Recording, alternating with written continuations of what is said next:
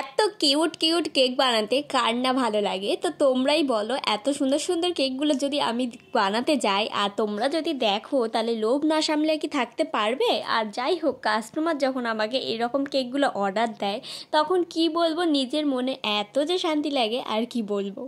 তো hello friends, আমি আবার স্নিগ্ধা ওয়ার্ল্ডে চলে এলাম। তোমরা আবার আমার নতুন একটা ভিডিওতে তোমাদের ওয়েলকাম। তো যাই হোক, আজকের এই কেকটা ছিল একদম সিম্পল, কিন্তু দেখো কত গর্জিয়াস। তো এই কেকটা তোমরা নিশ্চয়ই প্রথম থেকে দেখলে বুঝতে পারছো আমি কিভাবে পুরোটা কমপ্লিট করছি। তো একদম ছোট স্টার নজেল নিয়ে কিন্তু আমি পুরোটা করছি। এটা করতে কিন্তু আমার অনেকটা টাইম লেগেছে, কারণ একটা একটা করে ড্রপ দিচ্ছি, আর এটা কিন্তু অনেকটা স্পিডে দেখানো, তাই জন্য আর কি তোমাদের 1 মিনিটে আমি কভার করতে পেরেছি।